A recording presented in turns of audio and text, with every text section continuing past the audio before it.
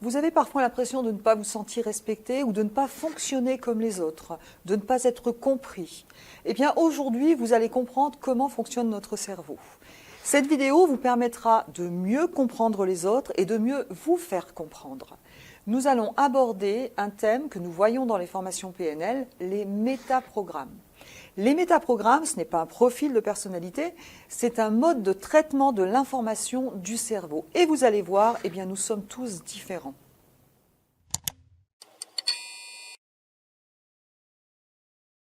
Premier métaprogramme, êtes-vous éviter de ou aller vers? Certaines personnes vont plutôt parler en aller vers. Exemple, je vends une maison à une personne à 100 mètres de l'école maternelle. Eh bien, l'une va me dire, je veux cette maison car ça va me permettre de gagner du temps le matin. Et une autre va dire, je veux cette maison car ça va m'éviter de perdre du temps le matin. Vous voyez, l'intention est la même, mais la façon de s'exprimer est complètement différente. Alors, qu'est-ce qui est intéressant? Eh bien, ce qui va être intéressant, c'est de parler dans le langage de la personne. C'est comme si vous aviez un sous-langage à l'intérieur du langage. Je vais donc parler à la personne qui a plutôt tendance à être éviter de.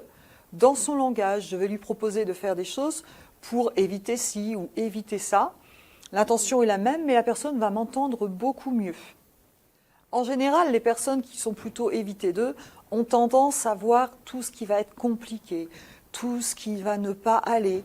Et les personnes qui sont allées vers vont avoir tendance à avoir plutôt le côté positif des choses.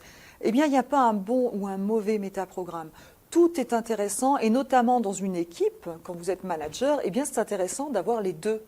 Parce que quelqu'un qui ne voit que ce qui va fonctionner, eh bien, on risque de passer à côté des difficultés.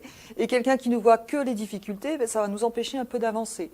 Donc c'est ça qui est important à comprendre.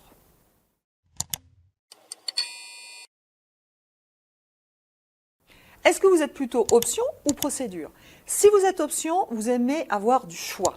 Si vous êtes procédure, vous aimez avoir des procédures. 1, c'est comme ça, 2, c'est comme ça, 3, c'est comme ça.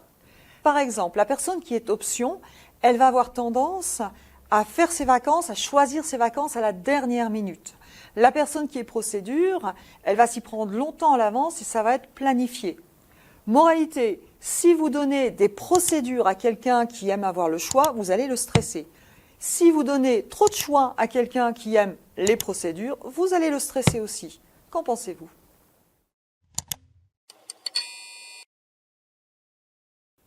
Êtes-vous plutôt global ou spécifique?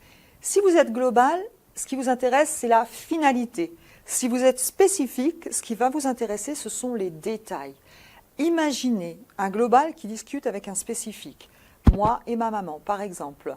Ma maman va me raconter, je suis allée chez Madame Untel, j'ai pris du thé et c'était telle marque et la nappe était de telle couleur, etc., etc.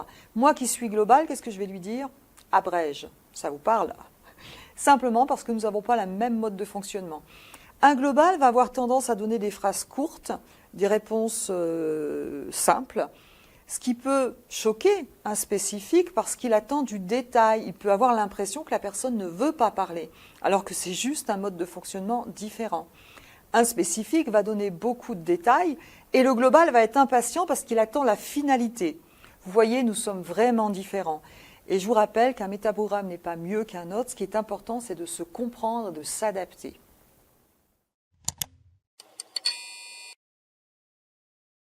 Êtes-vous plutôt référence interne ou référence externe?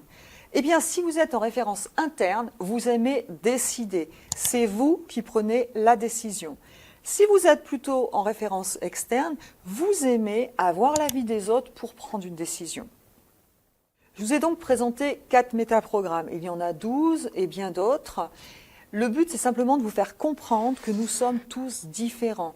Parfois, nous ne sommes pas sur la même longueur d'onde. Les gens ne sont pas mauvais, mais simplement, nous sommes différents. Et c'est très intéressant de connaître les métaprogrammes pour avoir un langage à l'intérieur du langage.